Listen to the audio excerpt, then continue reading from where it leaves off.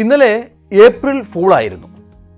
അതായത് ഏപ്രിൽ 1 നമ്മളെ ഫൂളാക്കുന്ന ഒരുപാട് കാര്യങ്ങൾ പലപ്പോഴും സംഭവിക്കാറുണ്ട്. നമ്മുടെയൊക്കെ ജീവിതത്തിൽ അത്തരം അനുഭവങ്ങളുമുണ്ട്.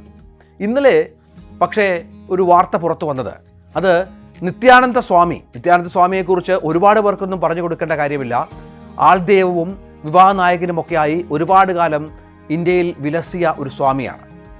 അപ്രതീക്ഷിതമായി ഒരു കേസിൽപ്പെട്ട് രാജ്യം വിട്ടുപോവുകയും കഴിഞ്ഞ കുറേ കാലങ്ങളായി ഇദ്ദേഹം എവിടെ എന്ന കാര്യത്തിൽ ഒരു വ്യക്തത വരാതിരിക്കുകയൊക്കെ ചെയ്ത പശ്ചാത്തലം ഉണ്ടായിരുന്നു. കൈലാസ എന്ന ദ്വീപ് സ്ഥാപിച്ച് തൻ്റെ അനുചരന്മാർക്കൊപ്പം സുഖലോലുപതയിൽ ജീവിക്കുന്ന ഒരാളാണ് ഇപ്പോൾ നിത്യാനന്ദ എന്നും, കൈലാസയിലേക്ക് ആളുകളെ വേണമെങ്കിൽ ഇവിടെ പൗരന്മാരാകാൻ അപേക്ഷിക്കാം എന്നുമൊക്കെയുള്ള വാർത്ത ശ്രദ്ധേയമായി തന്നെ പലപ്പോഴും ചർച്ച ചെയ്യപ്പെട്ടപ്പോഴാണ് നിത്യാനന്ദയെക്കുറിച്ച് നമ്മൾ വീണ്ടും ആലോചിച്ചു തുടങ്ങിയത്. പക്ഷേ ഇന്നലെ വന്ന വാർത്ത നിത്യാനന്ദ മരിച്ചു എന്നായിരുന്നു. അത് അദ്ദേഹത്തിൻ്റെ ഒരുപാട് ഡിവോട്ടീസൊക്കെ ഉള്ള ഒരു സന്യാസിയാണ്. ആ ആളുകളെ വല്ലാതെ വിഷമിപ്പിച്ച ഒരു പശ്ചാത്തലം കൂടിയുണ്ട്.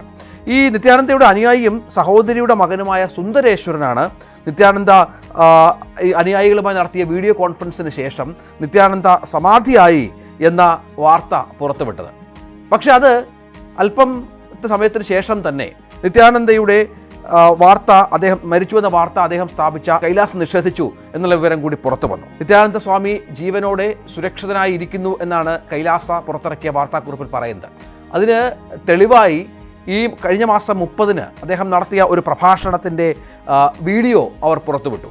നിത്യാനന്ദയെ അപമാനിക്കാനും അപഹസിക്കാനും ഒക്കെയുള്ള ശ്രമത്തിൻ്റെ ഭാഗമാണ് ഇത്തരം വാർത്തകൾ എന്നാണ് കൈലാസയുടെ വിശദീകരണം. പക്ഷേ നമുക്കറിയാം, കഴിഞ്ഞ കുറേ നാളുകളായി നിത്യാനന്ദയെക്കുറിച്ച് വലിയ കാര്യമായ വിവരങ്ങളൊന്നുമില്ല. ഇങ്ങനൊരു വാർത്ത വന്നപ്പോൾ മാത്രമാണ് ഒരു വീഡിയോ പുറത്തു വരികയും ചെയ്തത്. അദ്ദേഹത്തിൻ്റെ ആരോഗ്യവുമായി ബന്ധപ്പെട്ട് ഒരുപാട് അഭ്യൂഹങ്ങൾ കഴിഞ്ഞ കുറേ നാളായി പ്രചരിക്കുന്നുണ്ട് താനും.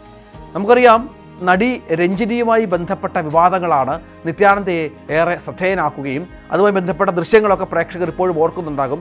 വീഡിയോസൊക്കെ പുറത്തിറങ്ങുന്ന പശ്ചാത്തലമൊക്കെ ഉണ്ടായി. നിത്യാനന്ദയെ വല്ലാത്ത തോതിൽ കുറ്റപ്പെടുത്തലിന് വിധേയനാക്കുകയും പ്രതിപട്ടികയിൽ നിർത്തുകയൊക്കെ ചെയ്ത് അത്തരം വീഡിയോകളാണ്. ഇത്തരത്തിൽ സുഖലോലുപതയുടെ അദ്ദേഹത്തിനൊപ്പം അനുചരന്മാരായ ഒരുപാട് സ്ത്രീകളുണ്ടെന്നും സ്ത്രീകളോടേറെ താല്പര്യമുള്ള ആളാണ് നിത്യാനന്ദ എന്നുമൊക്കെയുള്ള വിവരങ്ങൾ ആ സമയത്താണ് പുറത്തു വരികയും ഏറെ ചർച്ചയാക്കപ്പെടുകയും ഒക്കെ ചെയ്തത് എന്ന് ഓർക്കണം. പക്ഷേ ഇപ്പോൾ പുറത്തു വരുന്ന വാർത്ത നിത്യാനന്ദ മരിച്ചിട്ടുണ്ടോ ജീവനോടെ ഉണ്ടോ എന്ന കാര്യത്തിൽ ഒരു വ്യക്തത ഇല്ലാത്തതാണ് എന്ന കാര്യത്തിൽ സംശയമില്ല. കാരണം അദ്ദേഹത്തിൻ്റെ അടുത്ത അനുയായിയാണ് ഇക്കാര്യം പുറത്തുവിടുന്നത്. അതിനുശേഷം കൈലാസ് നിഷേധിക്കുന്നുണ്ട് എങ്കിൽ പോലും അതിന് പറ്റുന്ന തരത്തിലുള്ള ഒരു തെളിവോ നിത്യാനന്ദ നേരിട്ട് വന്നിട്ട് താൻ ജീവിച്ചിരിപ്പുണ്ട് എന്ന് പറയുന്നത് ഒന്നും പുറത്തുവിടാൻ അവർക്കായിട്ടില്ല.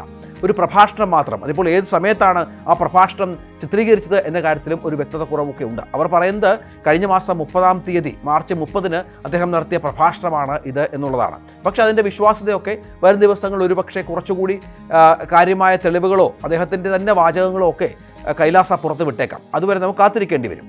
ഏതായാലും നിത്യാനന്ദ എന്ന് പറയുന്ന ആള് പ്രശസ്തിയുടെ കൊടുമുടിയിൽ നിന്നിരുന്ന ഒരാളാണ്.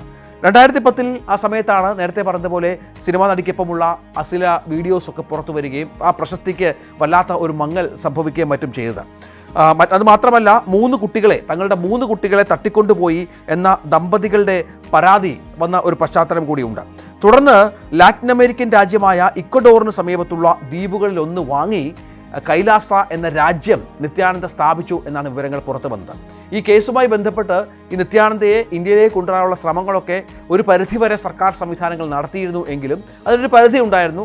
കാരണം രാഷ്ട്രീയമായി ഏറെ സ്വാധീനമുള്ള ഒരു സ്വാമി കൂടിയാണ് നിത്യാനന്ദ. നമ്മുടെ രാജ്യത്തെ പലവിധ സ്വാമിമാരുടെ കൂട്ടത്തിൽ രാഷ്ട്രീയമായി ഏറെ സ്വാധീനമുള്ള ഒരു സ്വാമി കൂടിയായി നിത്യാനന്ദ മാറിയതുകൊണ്ട് അത്തരം ശ്രമങ്ങൾ കാര്യമായി നടന്നിരുന്നില്ല എന്ന് വേണം നമുക്ക് കരുതാൻ. ഏതായാലും അദ്ദേഹത്തിൻ്റെ ആസ്തിയും വലിയ ചർച്ചയാണ്. അതായത് ഏതാണ്ട് 10,000 കോടി, ഏകദേശം $1.2 ബില്യൺ, 10,000 കോടി രൂപയുടെ ആസ്തി നിത്യാനന്ദയ്ക്കുണ്ട് എന്നുള്ളതാണ് പുറത്തു വന്ന മറ്റു ചില വാർത്തകൾ. ഈ പണം ഉപയോഗിച്ചാണ് ഈ ഇക്വഡോറിന് സമീപമുള്ള ദ്വീപ് വാങ്ങി അവിടെ സുഖലോലുപനായി നിത്യാനന്ദ താമസിക്കുന്നത്. അവിടെ അദ്ദേഹത്തിന് വേണ്ടി പ്രത്യേക ഭാഷയുണ്ടെന്നും പ്രത്യേക കറൻസി ഉണ്ടെന്നും ഡോക്ടർമാരും മെഡിക്കൽ സംഘമൊക്കെയായുള്ള വലിയ സംവിധാനങ്ങളുണ്ടെന്നും ആഡംബരത്തിൻ്റെ ഏറ്റവും അവസാന വാക്കായി ആ ദ്വീപിൽ അദ്ദേഹം വിലസുകയാണ് എന്നുമൊക്കെയുള്ള വിവരങ്ങളാണ് പുറത്തു വന്നുകൊണ്ടിരുന്നത്. 1978 ജനുവരി 1 തമിഴ്നാട്ടിലെ തിരുവണ്ണാമലയിലാണ് ഈ നിത്യാനന്ദ സ്വാമി ജനിച്ചത്. രാജശേഖർ എന്നാണ് ഇദ്ദേഹത്തിൻ്റെ യഥാർത്ഥ പേര് എന്നാണ് നമുക്ക് വായനയിൽ നിന്ന് മനസ്സിലാകുന്നത്. ബാല്യത്തിൽ തന്നെ ആത്മീയതയോടുള്ള ആകർഷണത്തെ തുടർന്ന് ചെറുപ്പത്തിൽ രാമകൃഷ്ണ മഠത്തിൽ ചേർന്നു നിത്യാനന്ദ എന്ന സ്വാമി. പക്ഷേ പഠനം ഇടവേളയിൽ അവസാനിപ്പിച്ച് പൂർത്തിയാക്കാതെ ആ ആശ്രമം വിട്ടു പോവുകയാണ് നിത്യാനന്ദ ചെയ്തത്. പിന്നീട് ആത്മീയ പ്രഭാഷണങ്ങളും ചികിത്സാ അവകാശവാദങ്ങളും ഒക്കെയായി ഇങ്ങനെ കുറേ നാൾ നടന്നതിന് ശേഷം 2003 ബംഗളൂരുവിൽ ഒരാശ്രമം സ്ഥാപിച്ചു.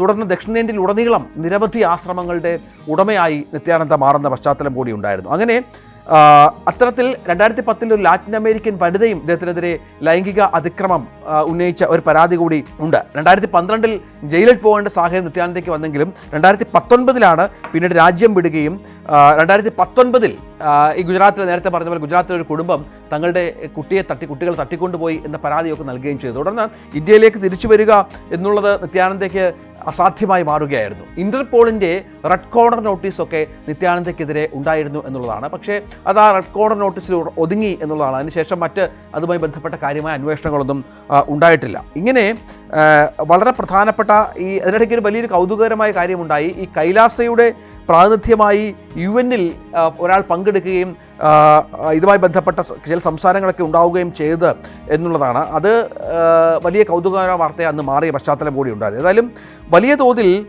അദ്ദേഹം സുരക്ഷിതനാണ് എന്ന് അവകാശവാദം ഉന്നയിക്കുന്നു എങ്കിൽ പോലും എന്താണ് സംഭവിച്ചത് എന്ന കാര്യത്തിൽ വളരെ കൃത്യമായ ഒരു വ്യക്തത വരുത്തേണ്ട ഒരു പശ്ചാത്തലം കൂടിയാണ്. കാരണം അത്രത്തോളം വിവാദ നായകനും അത്രത്തോളം വിവാദങ്ങളുമായി ജീവിതകാലം മുഴുവൻ ജീവിക്കുകയും ചെയ്ത ഒരാളുടെ മരണവാർത്തയുമായി ബന്ധപ്പെട്ടാണ് ഇപ്പോൾ പല വിധത്തിലുള്ള അഭ്യൂഹങ്ങൾ പ്രചരിക്കുന്നത്.